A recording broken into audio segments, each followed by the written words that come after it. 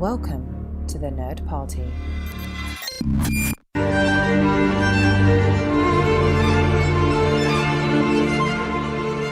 Hello and welcome to the A24 project here on the Nerd Party Network. Every 2 weeks, we look at 2 films from the A24 filmography, and in between, we bring you interviews with the talent involved in those films. This week, we're joined by Elanna White, who plays one of the Abundant Life choir singers in Paul Schrader's masterpiece, First Reformed. Elanna shares with us how she was cast in the film, her experience on set and working with Paul Schrader and Ethan Hawke, the performance of Are You Washed in Blood that would also soundtrack a trailer viewed nearly 6 million times, and much more in this interview special. Thanks to Elanna for joining us, and I hope you too will enjoy this episode. Are you washed in the blood, in the soul-cleansing blood of the Lamb? Are your garments spotless, are they white? I always like to kickstart these things by kind of learning what attracts people to the creative industries and finding out what your story was. Sure, yeah. So I grew up in New York City. So I was exposed to a lot of arts and culture from a young age, which I'm really lucky about.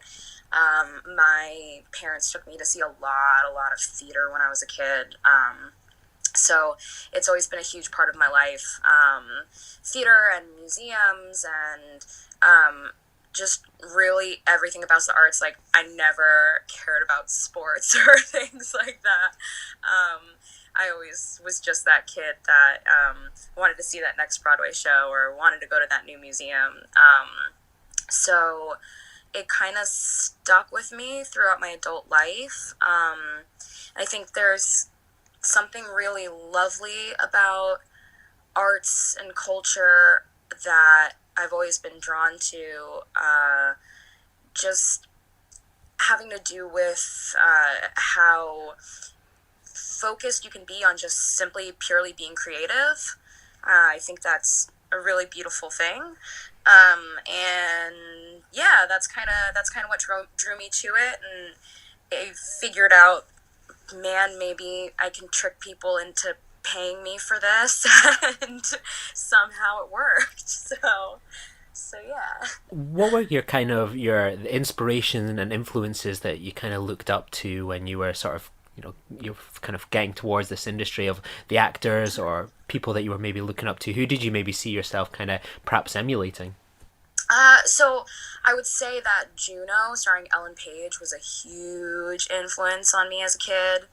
I saw that movie in theaters, and I had never seen a representation of somebody that was so similar to me, and I had never seen an actor quite like Ellen Page. And I also, still to this day, have been heavily into music as well, not just, music in theater terms, but I've listened to a lot of music. I love new music.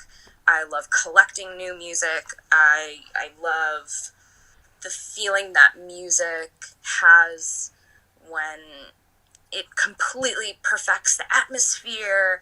And I felt like that movie encompassed everything that I was kind of about. Both music-wise, I mean, the soundtrack was so formative to my adolescence, and still to this day I listen to the songs, and it's just so good. And it's so amazing to me that so many indie artists could get compiled in sort of one grandiose playlist and blow up like that. Was just so cool to me.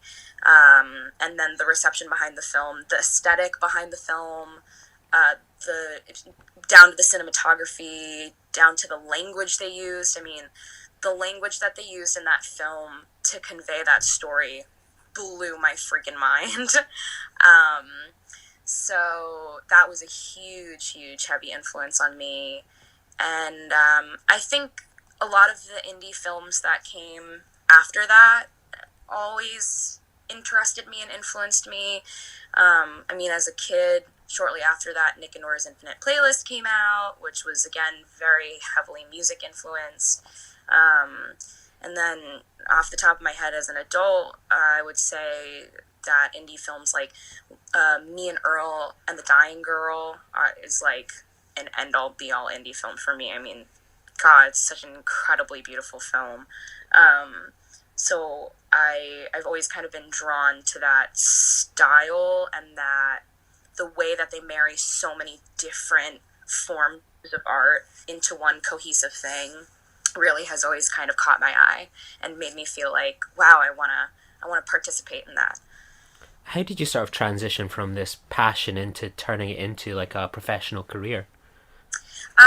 So a lot of work.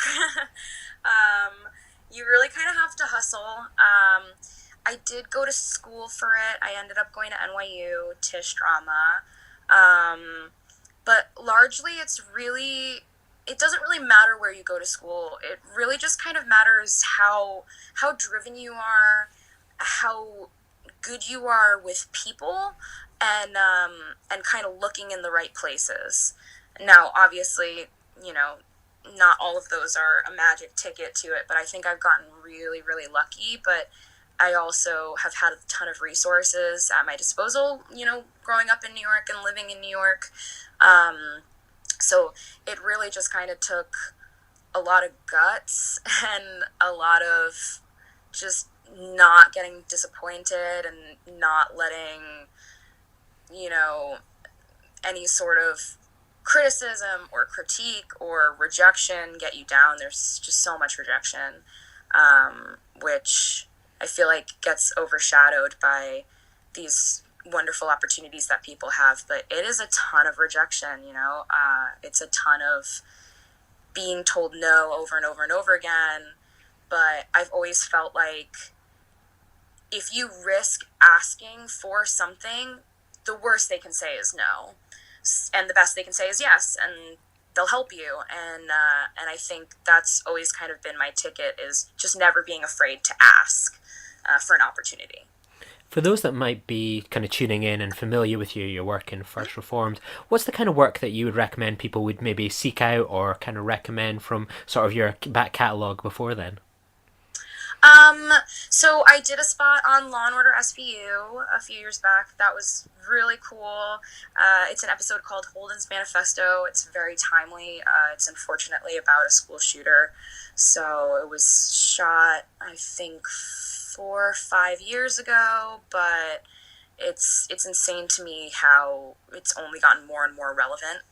It's a very amazing episode of Law and Order SVU. And then it's funny, before I shot First Reformed, I played a lead in a movie called Bully that stars Danny Trejo and Tucker Albreze.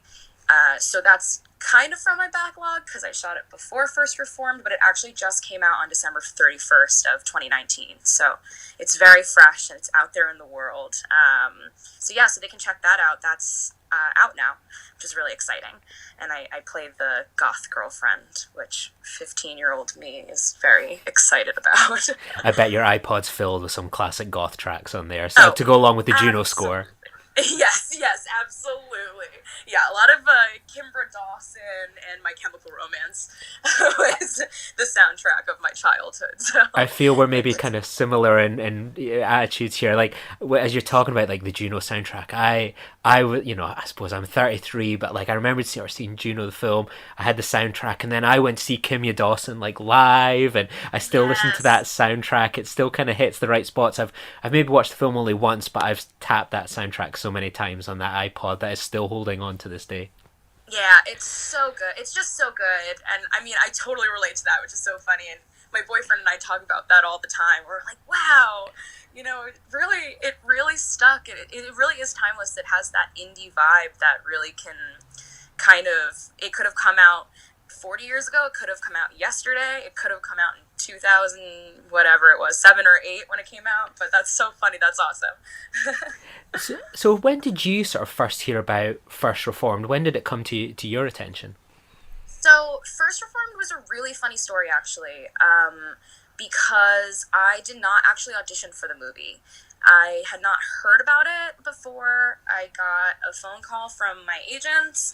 I actually had just signed with them in April or May of that year. Like maybe a month, 2 months later, I booked Bully.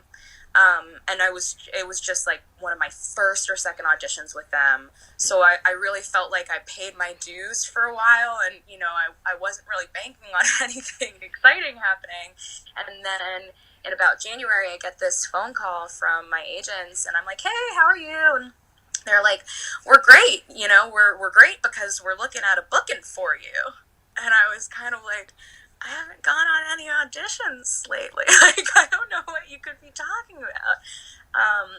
And they tell me that the casting director booked me off of videos that I had of me singing online, and they wanted me to come in to shoot this movie, First Reformed.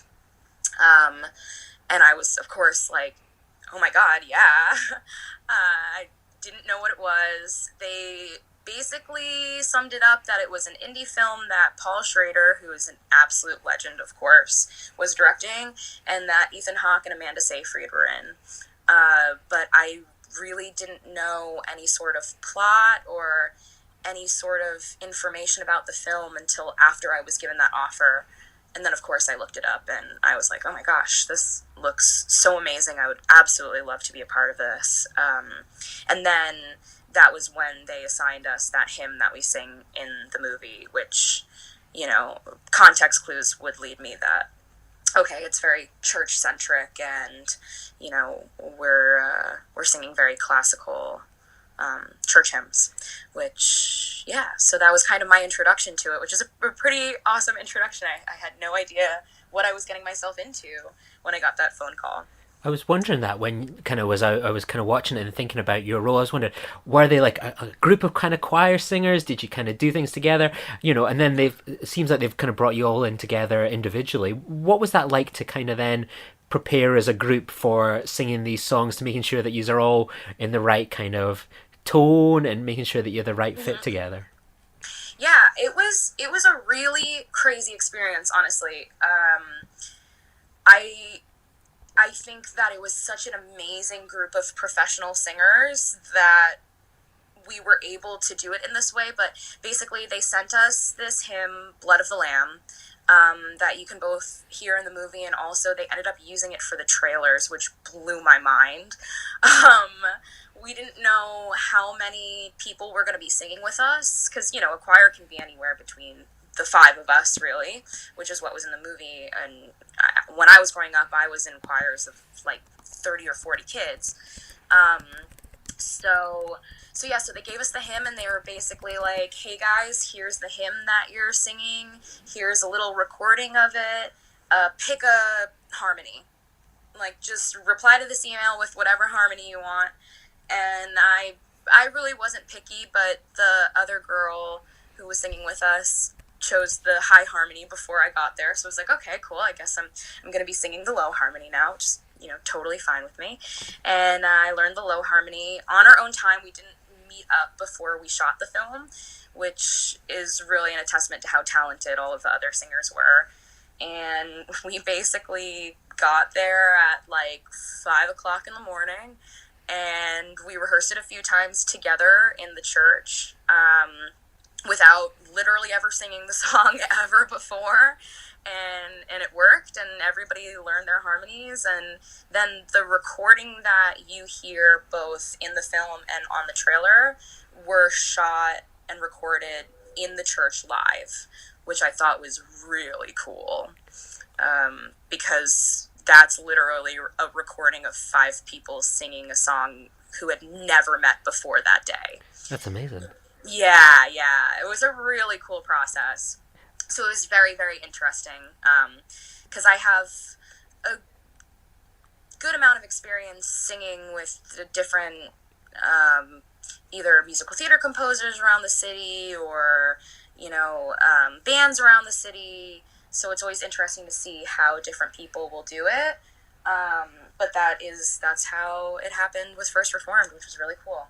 What was that kind of first day like on set? Like when you're getting into the costume, you have this frankly amazing sort of abundant life polo t-shirt, Yes. the chinos, like the look is absolutely nailed there. What was it like sort of getting into the costume and then knowing that you've kind of got this performance to do in front of Ethan Hawke, some of the other cast members, Paul Schrader, in this sort of large kind of empty mega church, really? Yeah, it was honestly amazing. I was so starstruck.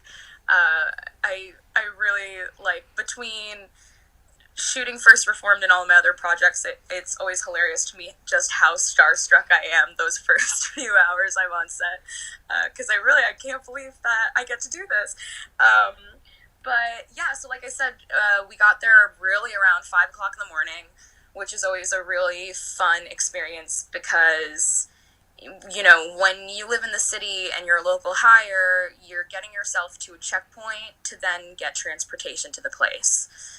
Or you're potentially getting yourself to the place. But this particular church we shot at in the middle of Jamaica, Queens, which is really cool for me because I'm from Queens, so I was really excited I got to shoot in Queens. But we literally get this email, day beforehand, like, hey, be at this unnamed street corner at 3:30 in the morning in Manhattan, and an unsaved number is going to text you, and you're going to get into the van, and the van's going to take you to the middle of Queens, which is such a funny way to put it because it's just like that's acting for you. It's totally legit, but it's just such a weird thing.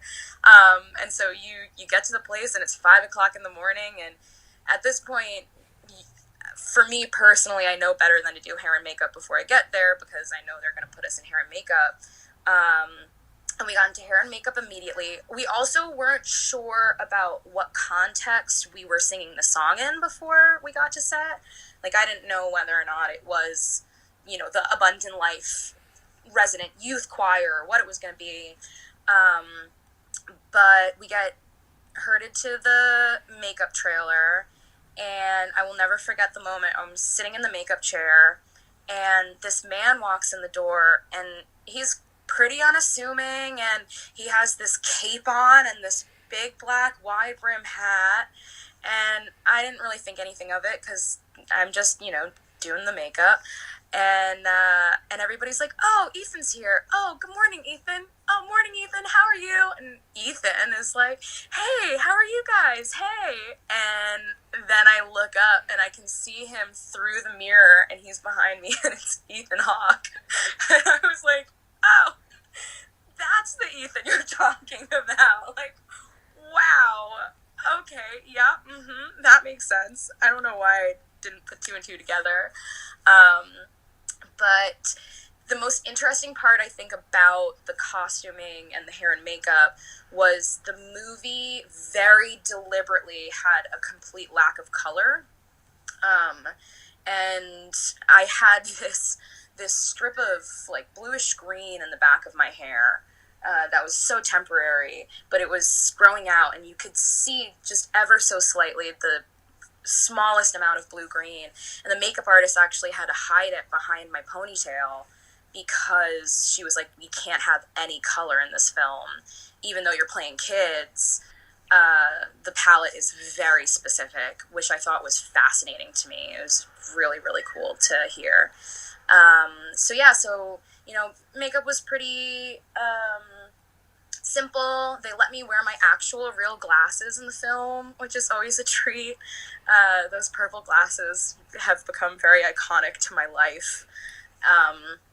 But yeah, the Abundant Life Church polos, my goodness, do I wish I could have kept one. I wish they have them as souvenirs. They were so epic. We basically had our own shoes, but they had the Abundant Life polos, and then I really truly think they were children's boy size Gap chino pants. They were amazing. They were like everything that you would never want to wear, but that's why they were so amazing. And it was a really cool experience to just get there and them kind of hand them out and be like, so here's your wardrobe for today. It was very, very, very cool.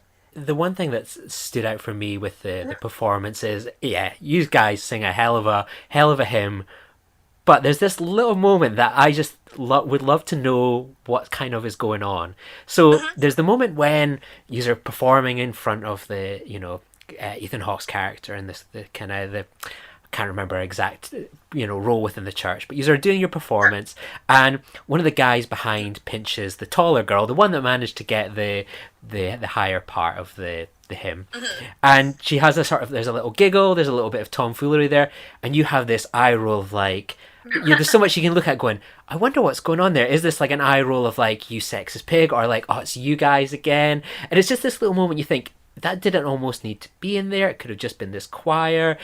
But there's this element of kind of character that Schrader's built in somehow into this sort of dynamic with this youth choir. What was the kind of direction behind that moment, and what was it like to throw your ultimate kind of shade at the direction of these two other choir members? Yeah, that was a really fun moment. So one of the things that I love about being on set and about acting, particularly on camera and being on set, I mean, I love being in a rehearsal room as well, because it's very similar, but you get on set and you have a script, or sometimes you don't. We didn't have a script, we didn't have the text on a page, we just had the song we were singing, and we knew it would be worked in, one way or another. But basically, when we were standing there in the church, we're kids in a youth choir, and I think one thing that the movie does so beautifully is there are these flecks of irony throughout it, which is so interesting to me, because it is at its core, it's a very heavy film, but the direction was given. He was like, well, we should have you guys do something that's a little bit greater than just standing there and singing. So we got the direction that the two of them were going to have that little like hair pull or back twill or whatever it was going to be, and that we should have some sort of general reaction to it. And I mean, honestly, my impulse was just to go with a very classic, like, I can't believe you guys are doing this again. That very much by the books, kind of nerdy. She's just there to sing, and he really liked it, and they went with it, which was really, really cool to see. So it was basically kind of, the direction was just, general reaction, nothing too distracting and nothing too bombastic, of course. But he was very good at keeping it natural and just kind of encouraging us to live in these characters. And I was very delighted my shade could be immortalized. It was very cool. What is Paul Schrader like as a director to act and perform in front of? That you have this one, he's one of the kind of classic kind of Hollywood directors, he's done so many amazing and incredible films, and First Reformed is obviously one of them. What's he like as a director, and what kind of working underneath him makes him so special?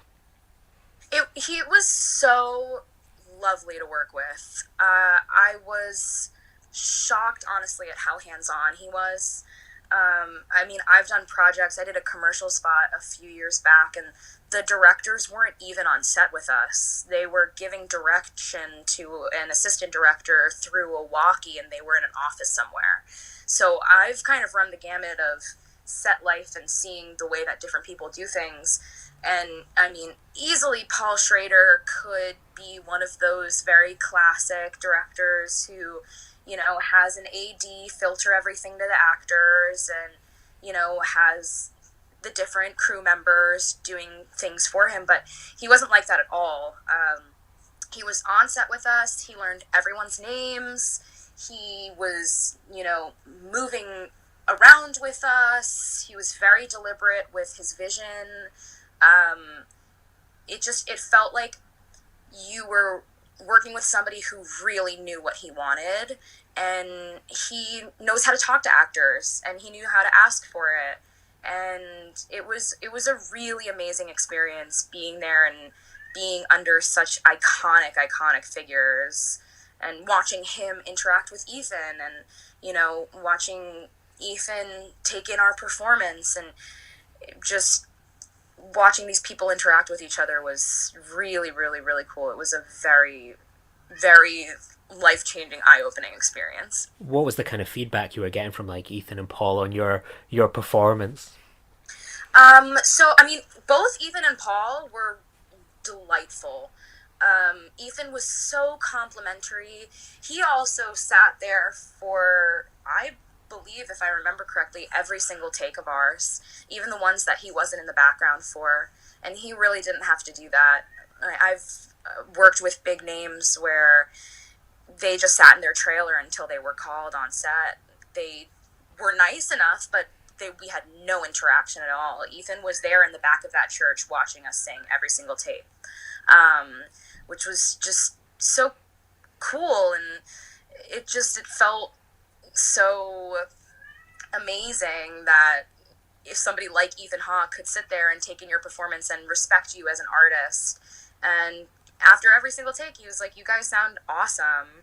It's really, really lovely to watch you guys." And the same with Paul. Paul was very complimentary and just seemed really happy with the outcome. And it was a lot of trust. It's like, we trust you guys to blindly learn the song and to come in and to do your work, and we trusted them to give us a very safe, secure working environment, and it really was. It was everything that you could possibly want it to be. That, as someone that loves the Before trilogy, knowing that Ethan Hawke is one of the good guys is music to my ears. That's a Yes. huge takeaway for me. Yes, yeah, he really was. And I mean, not even in one of those ways where he wasn't even standoffish. He was so participatory. It was very, very, very cool to see, because you really never know which way it's going to go. And yeah, he really was one of the good guys. What did you think about the song choice itself? I mean, the themes of the song really tie in incredibly well to the film, and then for it to be part of the marketing campaign. I mean, I just as you kind of mentioned, obviously the trailer, I just had a quick look at it there, and it's like that's a trailer where your singing, your voice has been viewed like 5.7 million times as a trailer. You are soundtracking that piece of art, and people love to watch these kind of A24 trailers. What's it like to know that, this job that you've kind of done for like a day, you've gone in, performed this song amazingly well, has then gone on to be part of a big marketing campaign, and that you are heard and watched on people's phones, people's earphones, being a real part of what maybe got people to go see this film in the first place? Yeah, that was probably the most amazing part of this whole experience. My mind was absolutely, completely, and utterly blown. I had no idea that they were going to be using that song for the trailer until the trailers came out. And I just, I keep track of the projects that I do. And I basically went on their Instagram one day to watch the trailer, and I was like, oh my gosh, they used our song in the trailer, which was so cool, so cool. Yeah, I mean, the song selection was so interesting because I also didn't know that there was another choir number in the movie, and the song that they sing during that number, I believe at the funeral, is actually a contemporary song that's a choir arrangement of it. So it's a very different vibe to go between the contemporary classic feeling adaptation and a very heavy hymn like Blood of the Lamb. I mean, it's called Blood of the Lamb, which I think conveys the theme so well. And I think the vibe matches that trailer so well in ways that I could never have imagined. And yeah, I mean, I was really just starstruck. I, of course, sent it to all of my family and my close friends, and they were all like, "We can hear you so clear." And I was just like, I know, that's crazy, because there are two female parts. There's a high part and the low part. And that low part, like, I sang. That's crazy. But yeah, they also were gracious enough to give us a soundtrack credit on IMDb for the film as well. So yeah, and then, the Oscar nomination, and all of a sudden my voice is not only in an Oscar-nominated film, but in the trailer and on the soundtrack of an Oscar-nominated film, which is still to this day, I truly can't believe that I can say that out loud. It was a really amazing experience. When did you go from you've seen the trailer to when's the first time that you get to sit down and watch the film and see your performance?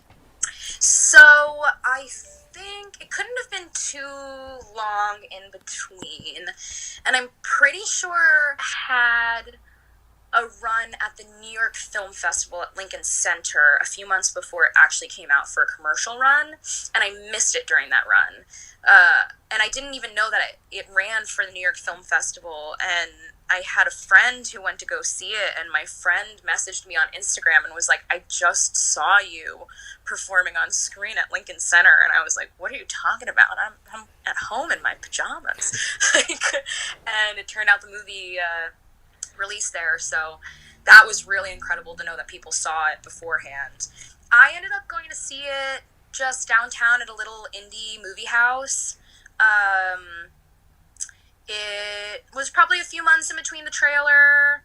I I didn't really realize the reception, and I didn't really realize the implications behind it until I saw it.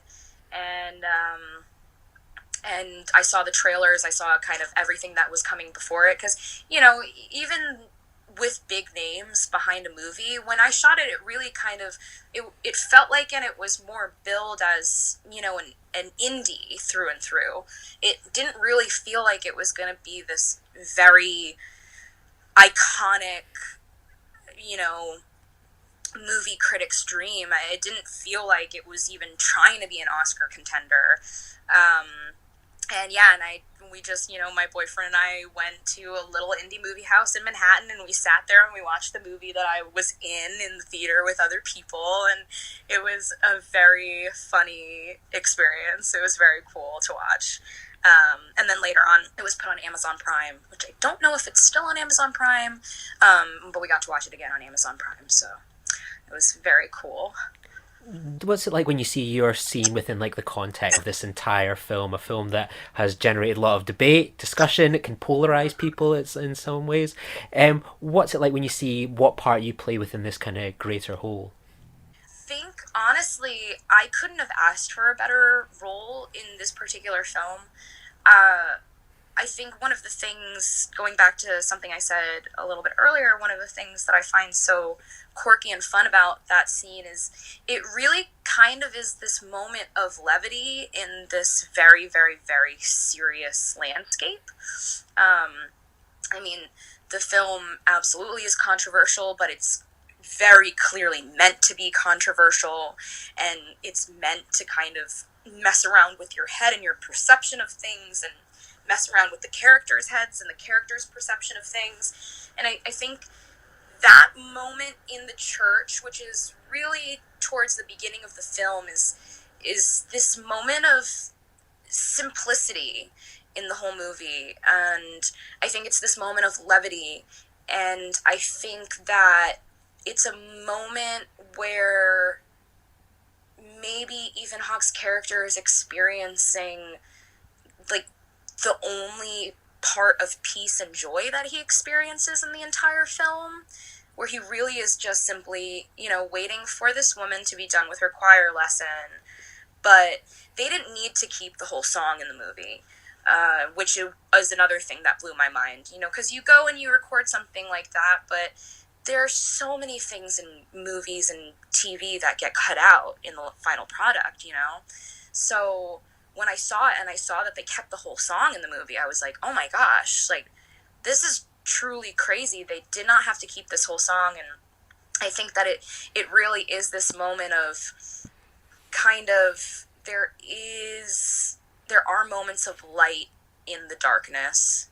And I think I couldn't have asked for a better role, because I never like to take things too seriously, just, as a rule in life. And, to play these kind of like quirky ne'er-do-well, like scrappy choir student I think is really a fun addition to a movie that's very largely serious. What kind of impact does being involved in a film like First Reformed have on your career when you can put that onto your CV, your IMDb? You know, oh, I'm the star of a Oscar-nominated kind of film. Does it have much of an impact?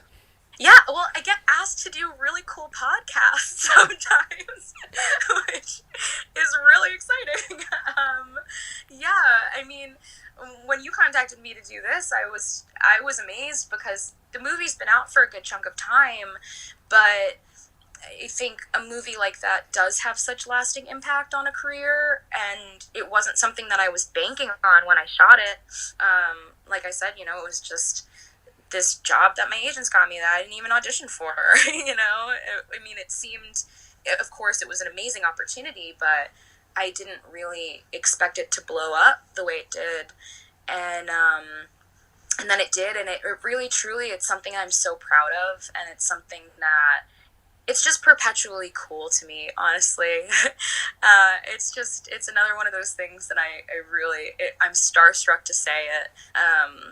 And when the Oscar nomination came out, and the reception came out, and even the controversy, there are so many films that come out that don't really leave a lasting impression at all, and hearing people talk about what their takeaway was from it and the parts that stuck with them and the art style, it really was like, oh my gosh, like, wow, what a cool thing to be involved in. What are the kind of things that people should look forward to? Because, like, for me, I've kind of got my note on the notes of, obviously, Bully came out post sort of First Reformed.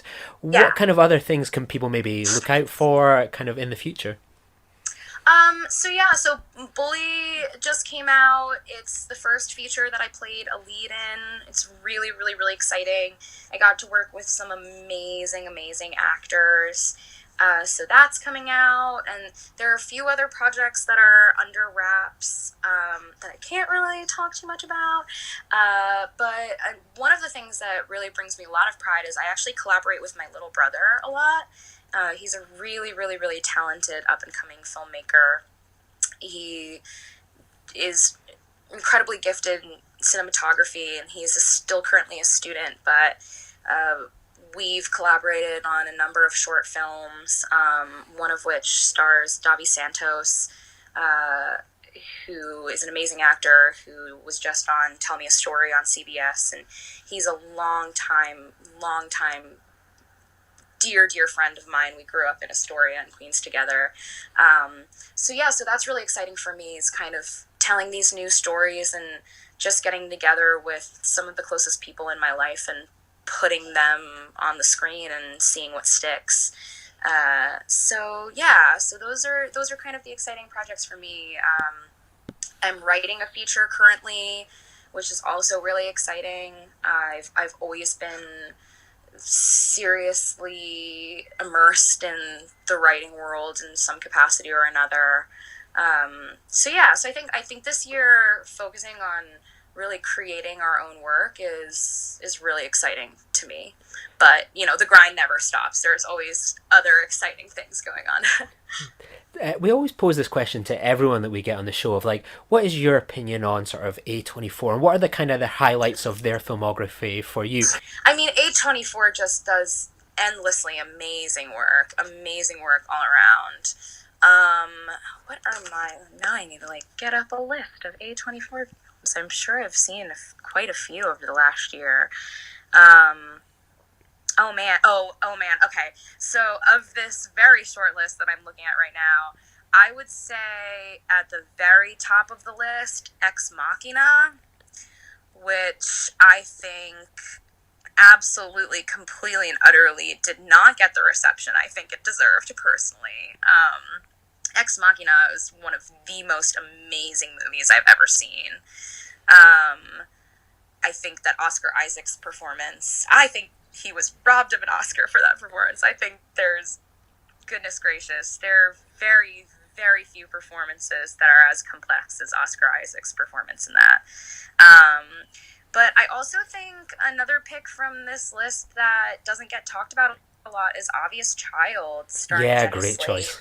Oh my goodness. I mean, that's another film I respect, I think right now in this day and age, in this political climate of making movies, there are so many incredible female comedians that started out as female comedians that are now delving into these indie feeling works like Jenny Slate, like Adie Bryant and Shrill, that are so incredibly based in reality and so incredibly relatable, but yet it has that indie movie vibe to it, and I think that is so incredibly cool. It's exactly the kind of work that I would absolutely love to do. Obvious Child was one of those films that I saw Obvious Child in the movie theaters, and I didn't really know what I was going in for, and it was just kind of like, indie movie pick of the week at, I believe, Sunshine Cinemas downtown, which is no longer there, which is really sad. But I was just absolutely, completely, and utterly blown away. I think there's something so unbelievably clever and heartfelt and just relatable about being able to tell that story in the way that they told that story and not make it this grandiose tragedy about this woman having to make this really hard decision, and actually ground it in the reality of you can be a woman and you can go through this and you can be funny and you can have a lot of complex feelings and still carry on with your life. And I think that film is one of my favorite films of the last decade, for sure. Some excellent choices there. I couldn't agree more. Obvious Child was one I watched for the first time as we started to do this podcast, and I really loved it. I think it's definitely one of the standouts of their kind of early filmography. Yeah, absolutely, completely agree. But yeah, Ex Machina, I would say I don't know which one I like better. They're obviously so different. But Ex Machina is also one of the greatest sci-fi movies of as well the last decade. I mean, the twists and the turns and the production value and the concept, and I mean it really it feels so Westworld before Westworld was Westworld. Yeah, definitely. And if kind of people wanted to keep up to date with like your career, your short films, kind of these future projects that we've got to keep a bit hush hush just now, where's kind of the best places to kind of follow you and your career? Yeah, so I mean, IMDb is a great resource. Most stuff gets put up on IMDb, but my Instagram as well is a really good place to kind of like check in and see what I'm up to. I always post on my Instagram when I'm shooting a new project or a new project is finished. One of the things I collaborated with my little brother this summer, which is so cool to me, we shot this music video for one of his friends' indie bands called Arvern, which is just, like I said, music is such a huge influence on me, and I just strive to do these music-centric projects like Juno. And so to be able to collab on a project specifically for a new up-and-coming band is so cool. So Instagram is a great resource. IMDb is a great resource. I do throw things up on YouTube as well, but I feel like Instagram is kind of the conduit to the YouTube, where if something really cool that I just did has been put up on YouTube, I'll post about it and be like, link in the bio or something like that. Perfect. Well, thank you so much for joining us. It's been a real pleasure. Thank you so much. Thanks